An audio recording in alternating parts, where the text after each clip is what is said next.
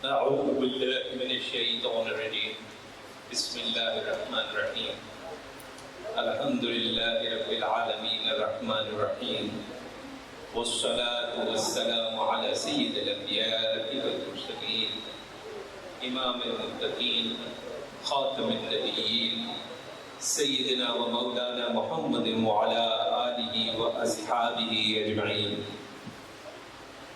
سب سے پہلے تو بڑی مبارکباد ان بچوں کے لیے جنہوں نے اللہ کے دیے ہوئے عزم و توفیق سے ایک بہت بڑی منزل جو ہے وہ سر کی ہے، اور آج ماشاءاللہ ان کے قرآن کے حفظ کے مکمل ہونے پر دستار بندی کی یہ جو محفل ہے اس کا اہتمام ہوا، اور جن دوستوں نے اہتمام کیا ان کے لیے بھی یقیناً بہت بڑی مبارکباد۔ پھر بڑی مبارکباد شاہ صاحب کے لیے۔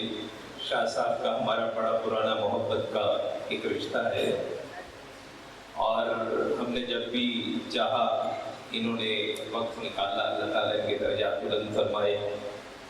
کلام ماشاءاللہ سارے بڑے کمال پڑھے، اور سب سے آخر میں ہمارے شیخ پاک سیدی و آقائی و مولائی ریاض الحق قریشی چشتی رحمۃ اللہ علیہ کی منقبت، جو میرے صاحبزادے میرے شیخ زادے قبلہ ظفر الحق چشتی صاحب دعوت برکاتہ العالیہ نے کچھ عرصہ پہلے ہی لکھی، اس کو بھی ایک انتہائی کمال کے ساتھ اور انتہائی انصاف کے ساتھ ماشاءاللہ شاہ صاحب نے پڑھا۔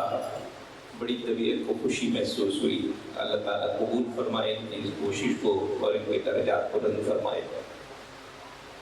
سیدنا نظام الدین اولیاء رحمۃ اللہ علیہ، جو کہ ہم آپ کو سلسلہ چشتیہ نظامیہ کے بانی کی حیثیت سے جانتے ہیں، مگر حقیقت یہ ہے کہ آپ اپنے وقت کے ایک بہت بڑے عالم دین ہیں اور علوم الحدیث کے کمال کے ماہر ہیں۔ ایک دفعہ ایک شخص نے یہ سوچا کہ یہ بہت بڑے اللہ کے ولی ہیں، ان کے پاس چل کر ان سے بیعت کر لی جائے۔ بڑا نیک پرہیزگار شخص تھا، بیعت کے لیے حاضر ہوا تو اس نے دیکھا کہ تمام دن کو خاص عبادت نظر نہیں آئی۔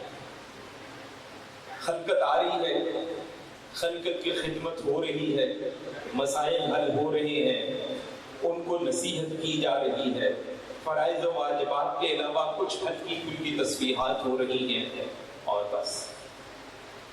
شام کو اس شخص نے یہ سوچا کہ یہ تو معاذ اللہ استغفر اللہ ایسے ہی مشہور ہیں، کوئی خاص بات تو ہمیں آج سارا دن دکھی نہیں، تو ان کے پاس بیعت ہونے کا کیا فائدہ۔ اللہ تبارک و تعالیٰ نے اس شخص کا یہ جو خیال تھا، یہ گمان تھا، سیدنا نظام الدین اولیاء رحمۃ اللہ علیہ کے دل پر ڈالا۔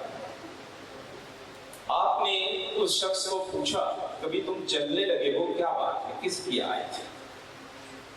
اس نے کہا جناب آیا تو بیعت کے ارادے سے تھا، لیکن آپ کے یہاں تو کچھ ہمیں نظر ہی نہیں آیا، کوئی ایسی خاص نظر نہیں آئی کہ ہم آپ سے بیعت ہو جائیں۔ تو آپ نے کہا اچھا چلو ہمارا دن تو دیکھ لیا، اب ہماری رات بھی دیکھ لو۔ انہوں نے بھی سوچا ٹھیک ہے، رک گئے۔ رات کا وقت ہوا تو انہوں نے دیکھا کہ عشاء کے بعد گئے اور سو گئے، چند تسبیحات کر کے سو گئے۔ تہجد پہ اٹھے، نوافل ادا کیے، کچھ تسبیحات کی، فجر ادا کی۔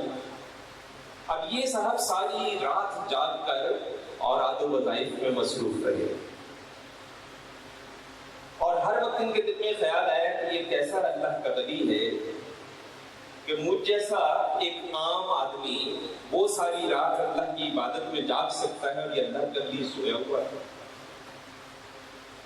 فجر کے بعد پھر کچھ تسبیحات پڑھی، اور پھر جب شروع ہو گیا تو اس کو سونے کا تھا۔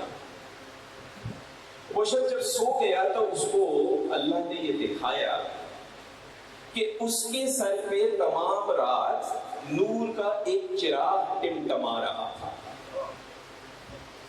لیکن سیدنا نظام الدین اولیاء رحمۃ اللہ علیہ کے سر پر نور کا ایک ستون مسلسل کھڑا تھا جو عرش کو پہنچا.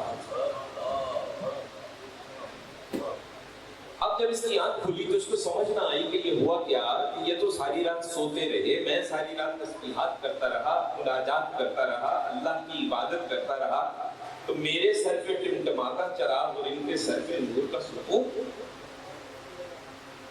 تو سیدنا نظام الدین اولیاء رحمۃ اللہ علیہ نے اس کو فرمایا کہ سب سے پہلے تو ایک چیز ذہن میں رکھو کہ ساری رات تم یہ سوچتے رہے کہ میری عبادت کیسی ہے، تمہارا اپنی عبادت کی طرف تو رجحان ہی نہیں تھا، توجہ ہی نہیں تھی. دوسرا، تم نے اوراد و وظائف، تسبیحات، شب گزاری کو سب کچھ سمجھ لیا، مگر تمہیں یہ سمجھ میں نہیں آیا کہ اصل کرامت بزرگوں کی استقامت ہوتی ہے. یہ جو ہم قصے پڑھتے ہیں کرامات کے، ہوا میں اڑے، پانی پہ چلے، یہ ہندو کے سر پہ جوتے پڑے، ایک چیز ذہن میں رکھیں، یہ ہم مسلمانوں کے لیے نہیں ہے. ہم ایمان والے ہیں اللہ کے فضل و کرم سے. جس وقت خواجہ معین الدین چشتی رحمۃ اللہ علیہ تشریف لائے تھے ہند میں، اصل کفرستان تھا، ہر طرف بت پرستی تھی، اور جادوگری اور شیطان اور طاغوتی قوتوں کے ذریعے عجیب عجیب شعبے جو ہے ان کے پجاری دکھایا کرتے تھے. اس لیے اس کے مقابلے پہ رحمانی اور روحانی قوتوں کو دکھانے کے لیے کرامات کی ضرورت تھی، تاکہ بتایا جا سکے، دکھایا جا سکے کہ جو تم کر رہے ہو وہ شعبہ ہے، جو میں کر رہا ہوں اللہ کا ہے. ورنہ موسیٰ علیہ السلام کے زمانے میں بھی دیکھیں، ان جادوگروں نے بھی رسیوں کو سانپ کی طرح دکھا تو دیا تھا، لیکن جو اللہ کی عزم و توفیق سے معجزانہ طور پہ نبی کی طرف سے جو معجزہ آیا تو اس سانپ نے ان سب سانپوں کو نگل دیا. وہ روحانی قوت تھی، وہ طاغوتی قوت تھی. یہ کرامات ہمارے ایمان کو مضبوط کرنے کے لیے نہیں ہے، ہاں علم حاصل کرنے کے لیے، ان کے مقام کو سمجھنے کے لیے ضرور ہمیں پڑھنا بھی چاہیے، جاننا بھی چاہیے. لیکن ہم مسلمان ہیں، ہمارے لیے ان کی عبادت اور ان کی خدمت خلق اور ان کی استقامت کرامت. جیسے حضور صلی اللہ علیہ وسلم کی جتنے معجزات ہیں وہ سب حق ہیں، لیکن ان کا سب سے عظیم معجزہ قرآن پاک ہے.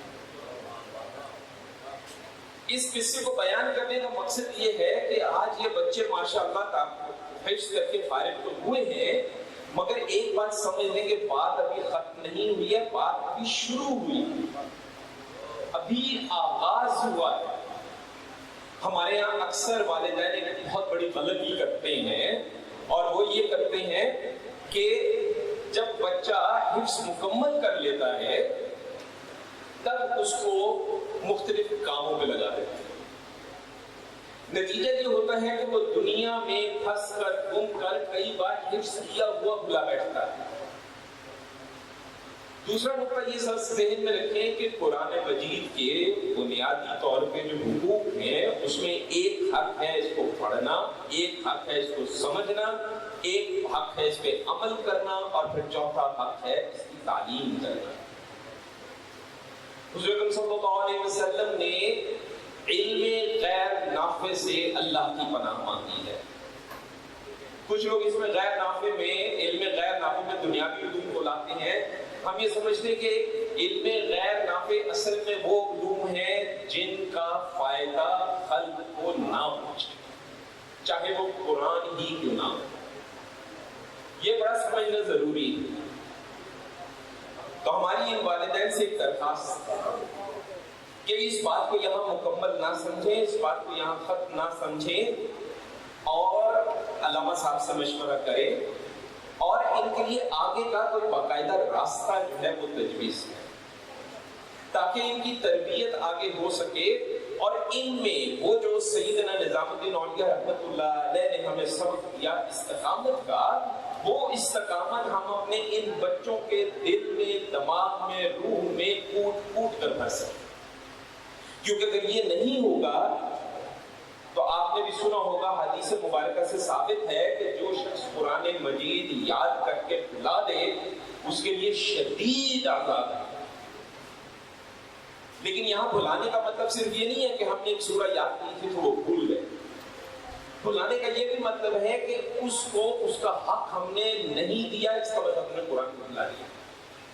ہم نے سمجھ لیا کہ قرآن صرف پڑھنا اور یاد کرنا تھا، جب حقیقت یہ تھی کہ قرآن اپنانا تھا اور اپنانے کے بعد اس کو آگے پھیلانا تھا۔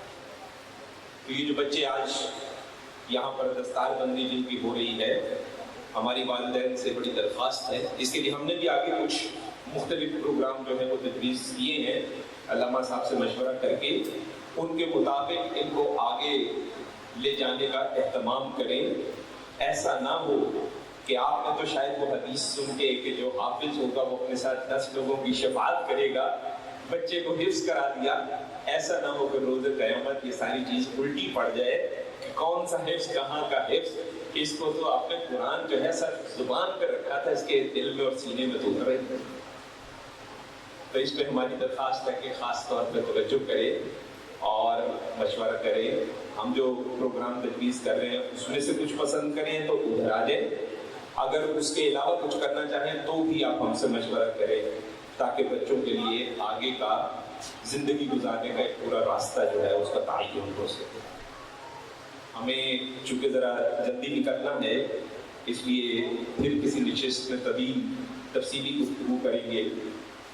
اب ہم آپ سے مختصراً اجازت چاہیں گے۔ اللہ تعالیٰ ان بچوں کو آگے مزید بڑھنے کی توفیق دے، تاکہ یہ بچے جو ہیں وہ نور کا چراغ بن سکیں مزید آگے لوگوں کے لیے۔ وصلی اللہ علی خیر خلقہ سیدنا و مولانا محمد وعلی آلہ و اصحابہ اجمعین برحمتک یا ارحم الراحمین۔